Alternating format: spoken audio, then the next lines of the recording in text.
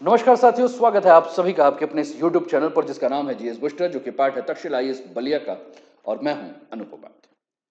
साथियों, ग्रीनलैंड का जब भी हम नाम सुनते हैं तो हमारे दिमाग में एक इमेज बनता है कि एक बर्फ से ढका हुआ टापू होगा, कुछ आदिवासी जनजातियां वहां रह रही होंगी, सील और व्हेल जो है उस इलाके में घूम रहे होंगे। लेकिन असली खेल जो है वो बहुत बड़ा है।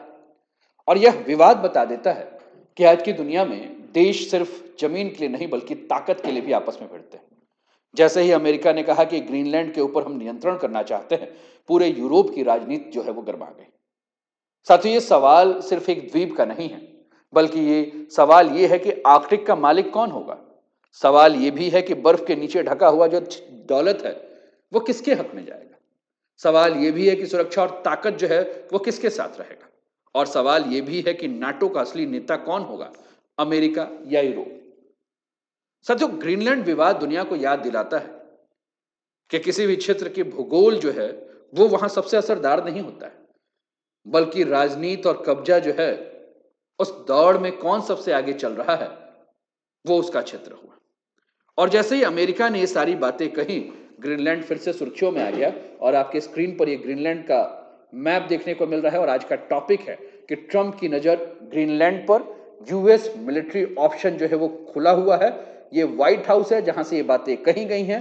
लेकिन यूरोपियन यूनियन के कुछ देशों ने कहा है कि अगर ग्रीनलैंड के ऊपर हमला हुआ तो नाटो खत्म हो जाएगा। आज इसी मुद्दे के ऊपर हम चर्चा करेंगे। चैनल पर पहली बार है तो चैनल को सब्सक्राइब करके बेल आइकन दबा दीजिए।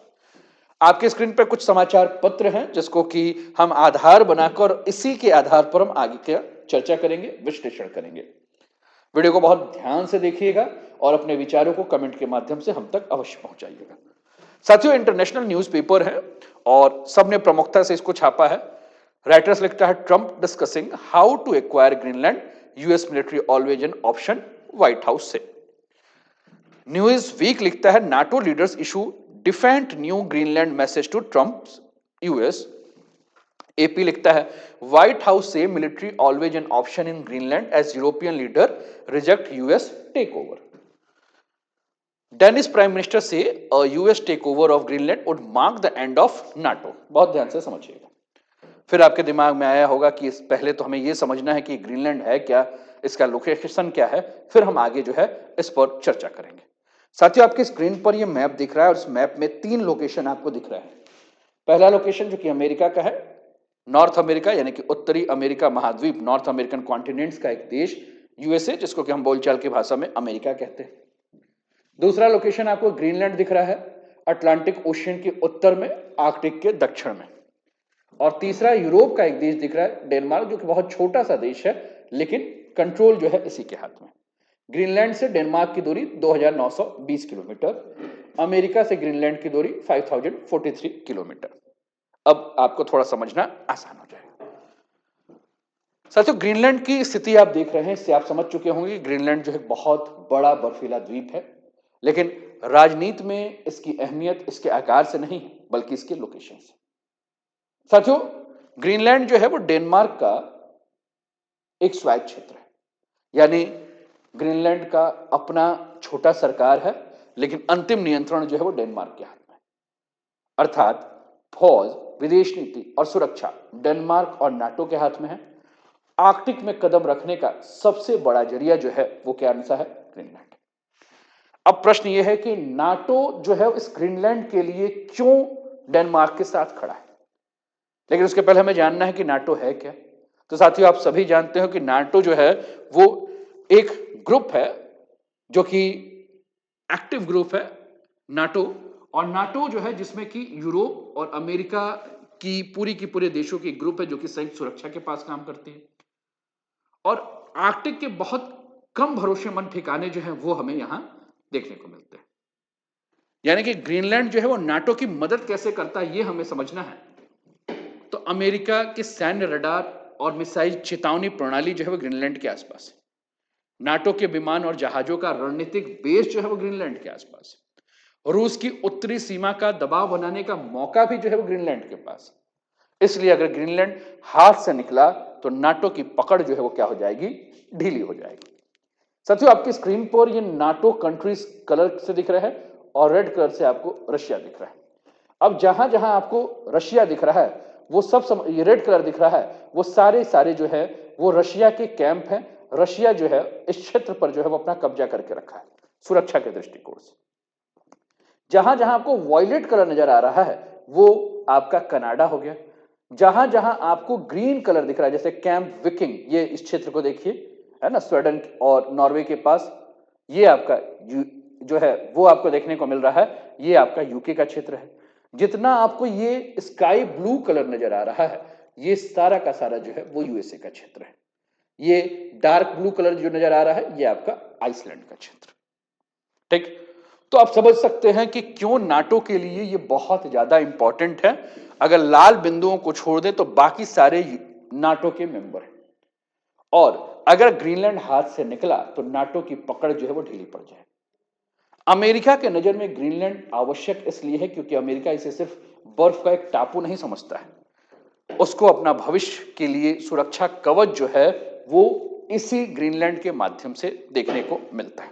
चलिए थोड़ा सा और आगे पीछे होते हुए हम बातों को समझते हुए हैं और समझते हुए इसको और आसान करने का प्रयास करते हैं। सुरक्षा की नजर से ग्रीनलैंड खास है, अमेरिका, डेनमार्क, ग्रीनलैंड। अब अमेरिका के लिए फायदा क्या है? साथियों, रूस से निकलने वाली मिसाइलें जो उत्तरी ध्रुव से गुजरती है ग्रीनलैंड में पहले ही अमेरिका के रडार बेस से जो है गुजरेगी। और अमेरिका का जो रडार बेस है मैं आपको मैप में भी उस रडार बेस को दिखा दूं जिससे कि आपको समझना और भी ज्यादा आसान हो जाएगा। ठीक, और भी आपके लिए साथियों, ये ग्रीनलैंड है और यहां आपको थूले एयर बेस नजर आ रहा है। मैप में बहुत ध्यान से देखिए, ये है थूले एयर बेस। अब इस थूले एयर बेस के बारे में बात करें तो ये अमेरिका का रडार बेस है और आर्कटिक से चीन रूस की गतिविधियों पर तुरंत नजर जो है वो यहां से रखी जा सकती है। अमेरिका ये सोचता है कि अगर आज आर्कटिक पर जो काबू करेगा कल वैश्विक सुरक्षा की कमान जो है उसी के हाथ में होगी। तो एक तो सुरक्षा के दृष्टिकोण से आपने देखा, दूसरा प्राकृतिक संसाधन के हिसाब से बात करें साथियों तो इस ग्रीनलैंड में दुनिया का नया खजाना छुपा हुआ है। बर्फ पिघलने के बाद अगर हम बात करें तो यहां रेयर अर्थ मिनरल्स जो है बहुत ज्यादा है। विश्व में वर्तमान में रेयर अर्थ मिनरल्स पे 90% कब्जा केवल चीन का है। इसके अलावा यहां बहुत अधिक मात्रा में तेल और प्राकृतिक गैस है, यूरेनियम है, जिंक है, आयरन है। अमेरिका यह चाहता है कि कहीं चीन यहां पहले पहुंच के बाजी ना मार ले, तो उससे पहले हम क्या करें, हम बाजी यहां मार लेते हैं क्योंकि चीन का बीआरआई प्रोजेक्ट यूरोपियन कंट्री में फैला हुआ है। आपने लैटिन अमेरिकन क्षेत्र में भी देख लिया है किस प्रकार से बीआरआई प्रोजेक्ट के माध्यम से चीन पहुंच बना चुका है। अमेरिका कह रहा है कि भैया कहीं चीन यहां मत बवाल करे, उसके पहले हम ही चलें। साथियों, इसके अलावा अगर हम बात करें तो मैं आपको एक रूट दिखा रहा हूं, रूट के माध्यम से जो है वो आपको समझना और आसान हो जाएगा। The Arctic is growing in strategic importance. आप देख रहे होंगे ये नदर्न सी रूट है, ये नदर्न पैसेज है, ये ट्रांसपोलर सी रूट है, ये नदर्न वेस्ट पैसेज आपको देखने को मिल रहा है। ये आपको कनाडा देखने को मिल रहा है ना, ये अलास्का का क्षेत्र है, ये आर्कटिक सर्कल का क्षेत्र है, उधर रशिया आपको देखने को मिल रहा है, इधर स्वीडन, नॉर्वे और ये डेनमार्क है, और ये ग्रीनलैंड का आपको एरिया देखने को मिल रहा है ना, ये आइसलैंड का क्षेत्र है। मैं आपको बड़े ध्यान से देखिएगा। साथियों, जलवायु में अगर आप यहां की बात करें तो मान लीजिए जैसे मौसम गर्म होगा आर्कटिक के अंदर कई नई समुद्री लाइनें जो है खुल जाएंगी। एशिया और यूरोप के बीच में अगर हम बात करें तो ये 40% छोटा रास्ता हो जाता है शिपिंग के लिए। और यह रूट अगर निकल चला तो अमेरिकी नौसेना आसानी से जो है वो इस एरिया में पेट्रोलिंग कर सकती है। अमेरिकी नौसेना आसानी से रसिया और चाइना को इस क्षेत्र में आने से रोक सकती है।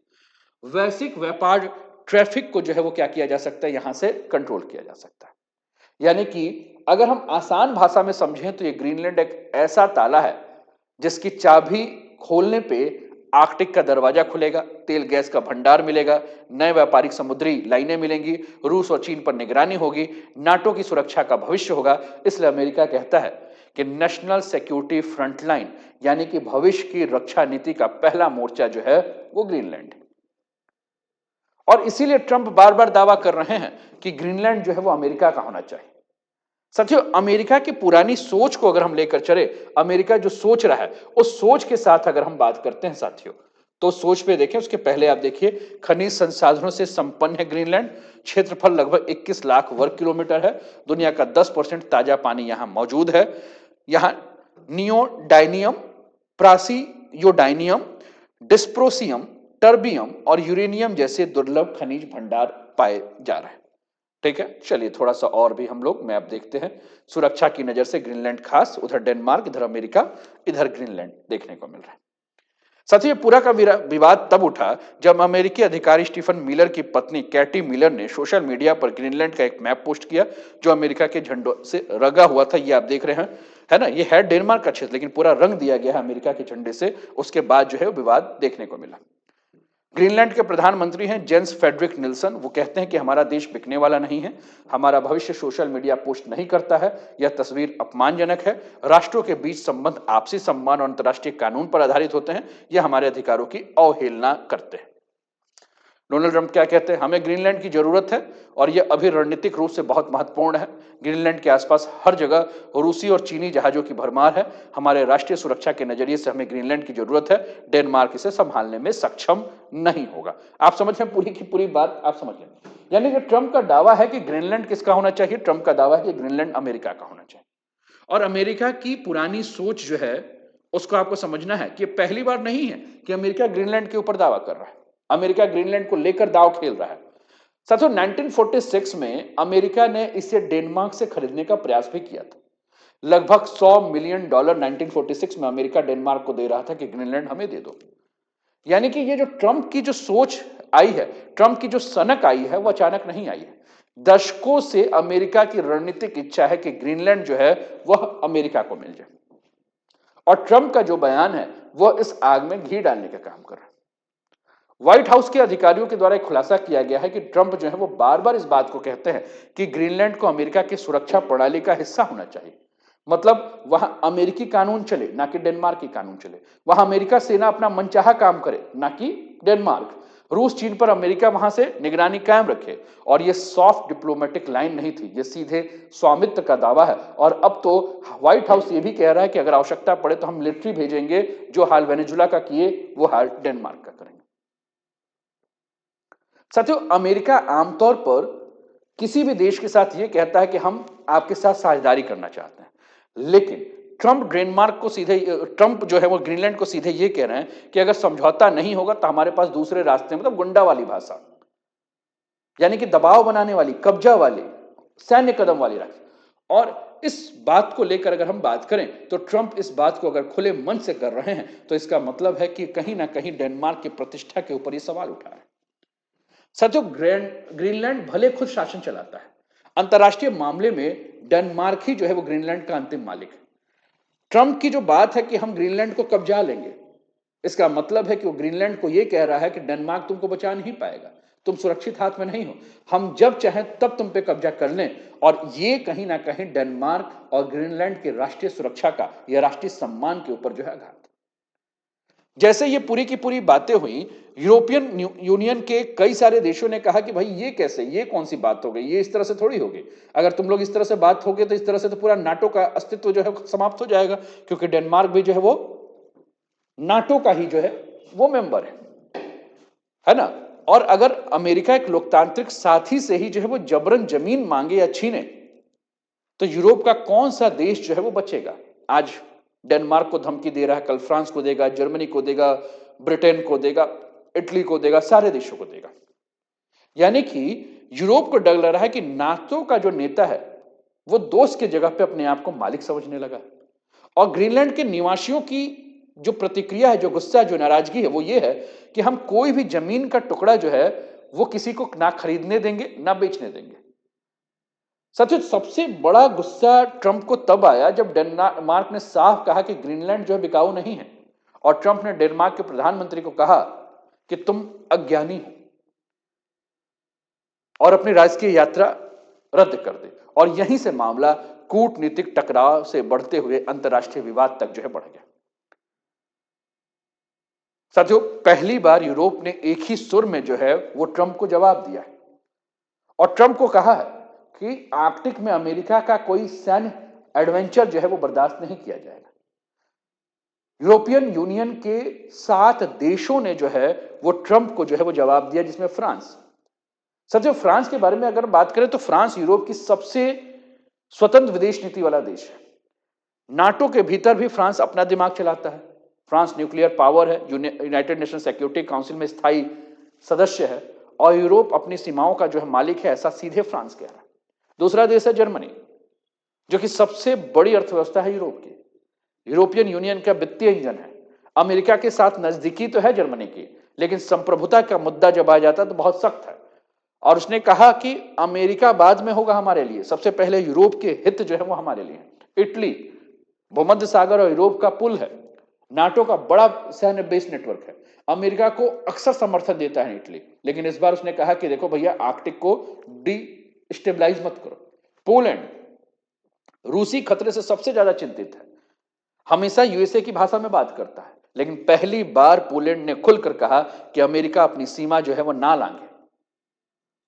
स्पेन की अगर हम बात करें साथियों, तो दक्षिणी यूरोप का जो है वो सुरक्षा स्तंभ है, नाटो का नेवल ऑपरेशन में बहुत बड़ा योगदान देता है, लेकिन उसने भी यह बात कहा कि ग्रीनलैंड यूरोप की सुरक्षा सीमा का हिस्सा है, अमेरिका हद ना पार करे। साथियों, ब्रिटेन को आप कैसे छोड़ सकते हैं? ब्रिटेन जो कि नाटो का सबसे भरोसेमंद सैन्य पार्टनर है, पारंपरिक रूप से अमेरिका का क्लोजेस्ट एलाई है, लेकिन इस बार ब्रिटेन ने भी कहा है कि यह डेनमार्क और ग्रीनलैंड का मामला है, ना कि अमेरिका का मामला है। और यहीं से एक संकेत मिल जाता है कि यूरोपियन यूनियन की जो कंट्री है वो संयुक्त राज्य अमेरिका यानी कि अमेरिका से दूर हो रही। डेनमार्क कई बार इस बात को कह चुका है कि ग्रीनलैंड का आधिकारिक शासक जो है वो डेनमार्क है, आर्कटिक सुरक्षा का असली हकदार है, और किसी भी बाहरी कदम को जो है वो जवाब दिया जाएगा, ग्रीनलैंड बिकाऊ नहीं। साथियों, इन सातों देशों के द्वारा जो बातें कहा गया है, ये सातों देशों ने नाटो के बहाने से अमेरिका के ऊपर फुल स्टॉप लगाया है। अमेरिका अपने आप को नाटो का नेता मानता है, लेकिन यूरोप कह रहा है कि भैया नाटो सहमत सहयोग से चल रहा है, ना कि अमेरिका के आदेश से।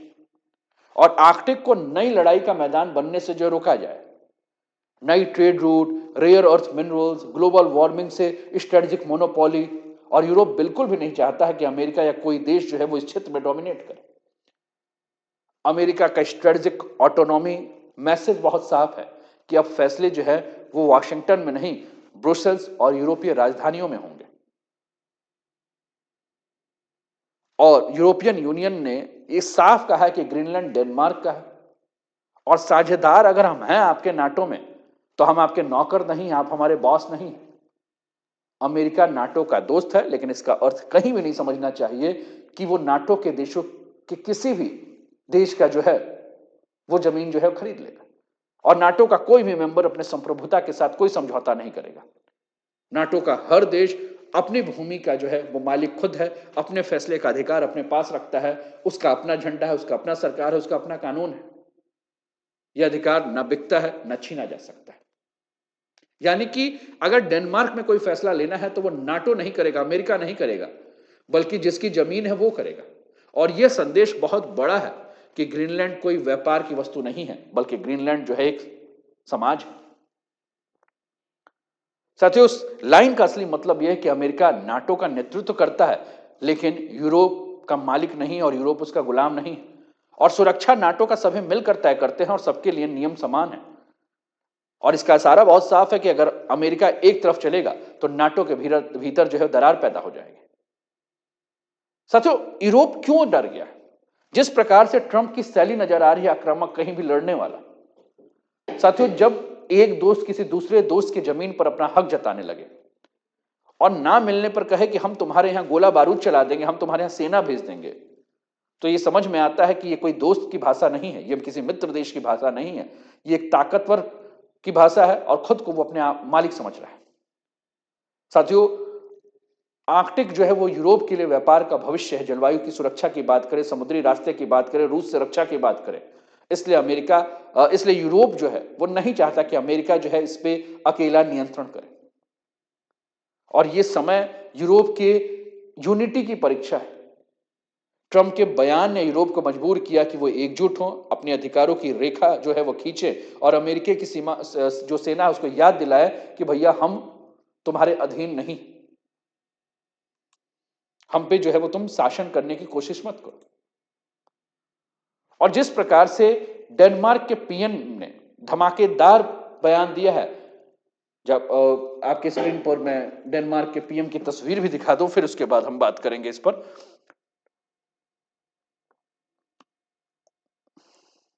आपकी स्क्रीन पर ये एक तरफ ट्रंप है, दूसरी तरफ डेनमार्क के पीएम है, नाम है इनका मेटे फ्रेडरिक्सन। तो मेटे फ्रेडरिक्सन ने जिस प्रकार से चेतावनी दी है कि अगर अमेरिका किसी नाटो सदस्य पे हमला करता है तो नाटो खत्म हो जाएगा, कुछ भी नहीं बचेगा। यानी कि कहीं ना कहीं अगर हम बात करें तो अगर अमेरिका और डेनमार्क के बीच में लड़ाई हो रही है तो नाटो का जो है वो सर्वविनाश हो जाएगा, स्वाहा हो जाएगा। और ये बयान साथियों 20वीं नहीं बल्कि 21वीं सदी की भू राजनीति की असली तस्वीर है। साथियों, ग्रीनलैंड की अपनी संसद है, अपना पीएम है और डेनमार्क के अंदर वो एक स्वशासी क्षेत्र है। इसलिए इस बयान का सीधा और सख्त अर्थ यही है कि ग्रीनलैंड बिकाऊ नहीं है और हमारे बिना कोई भी हमारा फैसला नहीं ले सकता। कब्जे की भाषा पुरानी साम्राज्यवादी सोच है और हम अपनी जमीन के मालिक खुद है, हमारी जमीन ही हमारा पहचान है। साथियों, ये जो टॉपिक जो हम चर्चा कर रहे हैं वर्तमान में, जिस प्रकार से आप भू राजनीति को परिवर्तित होते देख रहे हैं, आप समझ सकते हैं कि स्थिति जो है वो किस प्रकार से जो है परिवर्तित हो रही है। अमेरिका किस प्रकार से जो है वो कब्जा करना चाहता है और किस प्रकार से अपनी शक्ति का जो है वो नुमाइश कर रहा है। ट्रंप ने साथियों जिस प्रकार से वेनेजुला में काम किया, अमेरिका ने जिस प्रकार से शासन का परिवर्तन किया, रूस की दखल को रोका, चीन की निवेश नीति को तोड़ना चाहा, क्यूबा में 20 साल पुराना संघर्ष था, क्यूबा पर चीन रूस का प्रभाव को रोका गया।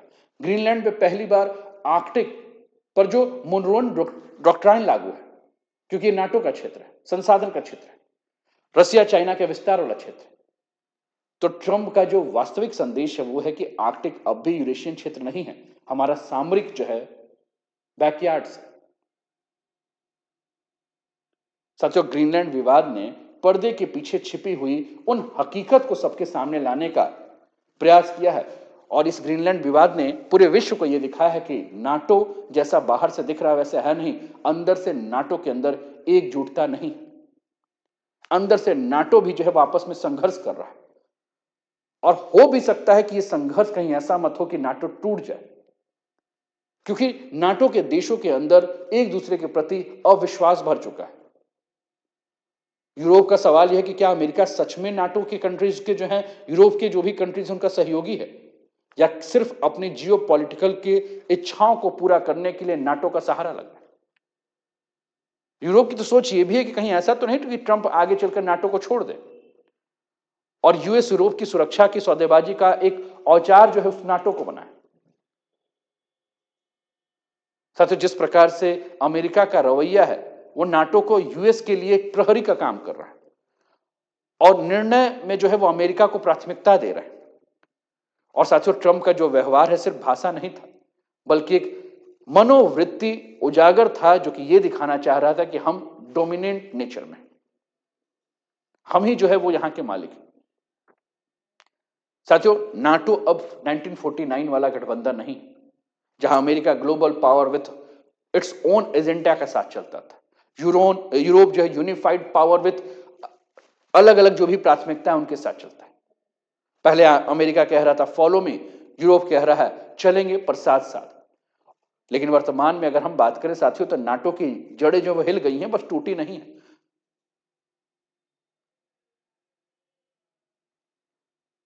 तो ये हमें समझने की आवश्यकता है।